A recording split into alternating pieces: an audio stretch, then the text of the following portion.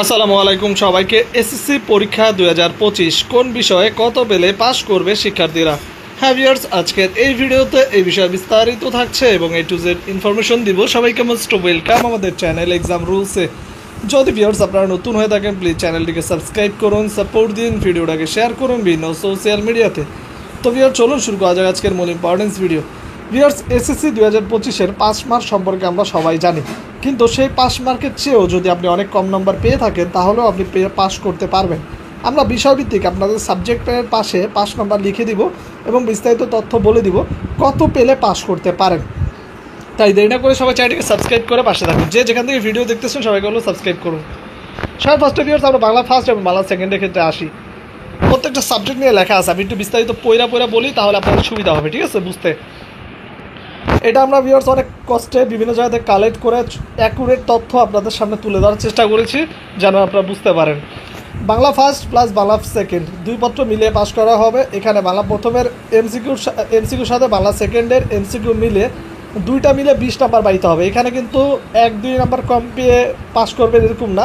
আপনি বাংলা ফার্স্ট পেপারে 0 পাইছেন, বাংলা সেকেন্ডে 20 পাইছেন তাও পাস, বাংলা সেকেন্ডে 0 পাইছেন, বাংলা ফার্স্টে 20 পাইছেন তাও পাস। মানে যে কোনো দুই পেপারে যে কোনো এক পেপার দিয়ে 20 নাম্বার তুলতে পারলেই হলো, তাইলেই পাস, ঠিক আছে। এখানে কিন্তু 1 নাম্বারও গ্রেস মার্ক দিবে না বাংলা ফার্স্ট আর বাংলা সেকেন্ডের ক্ষেত্রে, বারবার বলতেছি। সৃজনশীলের ক্ষেত্রেও সেম, বাংলা ফার্স্টের সৃজনশীলের সাথে বাংলা সেকেন্ডের যে রচনা ব্লক আছে সেটা দুইটা মিলিয়ে পাস করানো হবে। সেখানেও কিন্তু 23 পাইতে হবে আলাদা আলাদা, ঠিক আছে। এরপর হচ্ছে ইংলিশ ফার্স্ট ইংলিশ সেকেন্ড দুই পত্র মিলে 66। এখানে কোনো গ্রেস মার্ক দিবে না ভিউয়ার্স। মনে করেন ইংলিশ ফার্স্টে আপনি 66 পাইছেন, ইংলিশ সেকেন্ডে আপনি 0 পাইছেন, তাও আপনি পাস।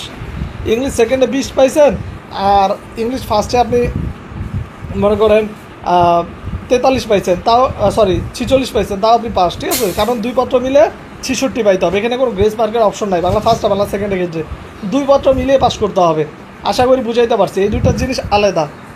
গণিতের ক্ষেত্রে দেখুন, এমসিকিউতে যদি 5 পান তাহলে পাস করতে পারবেন, সৃজনশীলে যদি 17 পান তাও পাস করতে পারবেন।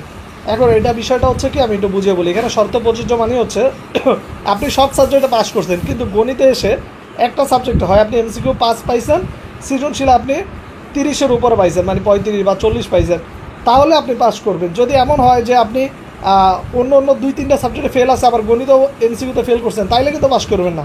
এটা শর্ত কিন্তু এইটা বলে দিই। যারা একবারে কম নাম্বার পাচ্ছেন, এই যেমন 5 পাইছেন বা 6 পাইছেন, এদের ক্ষেত্রে বলি এরা অন্য সাবজেক্টে ফেল করতে পারবেন না। যদি শুধু গণিতের ক্ষেত্রে এমন হয় যে আপনি গণিতে শুধুমাত্র 5 বা 6 পেয়ে ফেল করছেন, অন্য কোনো সাবজেক্টে ফেল আসবে না, সৃজনশীলে 30-এর উপর মার্ক আছে, তাহলে শুধুমাত্র পাস করবেন, এর আগে না।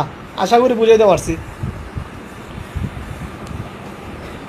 এরপরও সৃজনশীলে কিন্তু 17, দেখুন সৃজনশীলে 23-এ পাস, সেখানে যদি 17 যদি পান তাহলে আপনাদের পাস করাই দিবে। সেক্ষেত্রে এমসিকিউতে 15-এর উপর থাকলেই হবে, ঠিক আছে। এখানে 17, এটা এমসিকিউতে 15-এর উপর থাকবে, সৃজনশীলে যদি 17 পান তাও আপনি পাস। এরপর 4 নম্বর দেখুন, পদার্থবিজ্ঞান রসায়ন জীববিজ্ঞান। এখানে এমসিকিউতে 6 পেলে পাস, 6 যদি পান তাহলে আপনাকে পাস করাই দিবে। সেই ক্ষেত্রে সৃজনশীলে আপনাকে 30-এর উপর মার্ক পাইতে হবে। আর যদি কোনো কারণে সৃজনশীলে আপনি 20 পান, মনে করেন সৃজনশীল 20, এখানে ভুল লেখা হয়েছে একটু, মানে সৃজনশীল না, এটা হচ্ছে আপনার কি বলবো, মানে একটা কোড নাম্বার ইউজ করা হয়েছে। এটা এমন না, এটা হচ্ছে আপনারা সৃজনশীলে যদি কেউ আপনার পদার্থ রসায়ন বা জীববিজ্ঞান সৃজনশীলে যদি 12 পান, 12, তাহলে আপনি পাস করবেন। এখানে মিস্টেক হয়েছে, এই যে এখানে অনেকগুলো মিস্টেক আছে, এটা আমরা চেঞ্জ করে দিব, এটা মিস্টেক হয়েছে। সৃজনশীলে যদি আপনার পদার্থ রসায়ন বা জীববিজ্ঞানে যদি 12 আসে তাহলে আপনি পাস করবেন। সেক্ষেত্রে এমসিকিউতে আপনাকে 15 রাখতে হবে, ঠিক আছে, বা 12 রাখতে হবে, এরকম 10-এর উপর পাইতে হবে। মেনলি কথা হচ্ছে হিসাব বিজ্ঞানের ক্ষেত্রে এমসিকিউ যদি 7 পান তাহলেও পাস করতে পারবেন, 7, 8, 9 হলে আপনি পাস করতে পারবেন, এখানে ফেল করাবে না। আর সৃজনশীলের ক্ষেত্রে 18 কমপক্ষে পাইতেই হবে, ঠিক আছে। ব্যবসায় উদ্যোগ বা ফিনান্সের ক্ষেত্রে এমসিকিউ 8 পেলেও পাস করতে পারবেন এবং সৃজনশীলে 20 থাকলেও পাস করতে পারবেন। অর্থনীতি, পৌরনীতি, ভূগোল, ইতিহাস, এখানে এমসিকিউ 8-এর নিচে পাওয়া যাবে না, 8, 9 পেলে পাস করতে পারবেন। এর যদি 7 হয় বা 6 হয় তাহলে ফেল। আর সেম ক্ষেত্রে সৃজনশীল ক্ষেত্রে 20 পেলে আপনাকে পাস করাই দেওয়া হবে। কৃষিতে কোনো ফেল নাই, এখানে অপশনাল, আপনাকে কোনো ফেল রাখবে না, ঠিক আছে। উচ্চতর গণিত যাদের অপশনাল আছে তাদের ক্ষেত্রে ওই সেম বিষয় হবে এইটার মতো, যে পদার্থ রসায়ন জীববিজ্ঞানের মতো 6/20। আইসিটিতে যদি 6 পান তাহলে আপনি পাস, ঠিক আছে? তো এই হচ্ছে বিষয় ভিউয়ার্স, ক্লিয়ার করে দিলাম। তারপর যদি কোনো কিছু জানার থাকে কমেন্ট বক্সে জানাবেন। আরেকটা কথা আপনাদের একটু বলে রাখি ভিউয়ার্স, অনেকেই এই জিনিসটা বুঝেন না। দেখেন, গণিতের ক্ষেত্রে শর্ত প্রযোজ্যটা একটু আলাদা, অন্য অন্য সাবজেক্টের মতো ওরকম শর্ত নাই। গণিতের ক্ষেত্রে 5 পেলেও আপনি পাস করতে পারবেন, কিন্তু অন্য কোনো সাবজেক্টে ফেল করা যাবে না, অন্য কোনো সাবজেক্টে। এবং সেই ক্ষেত্রে যদি গণিতে এমসিকিউতে আপনি 5 পান, সৃজনশীলে 35+ করতেই হবে কমপক্ষে।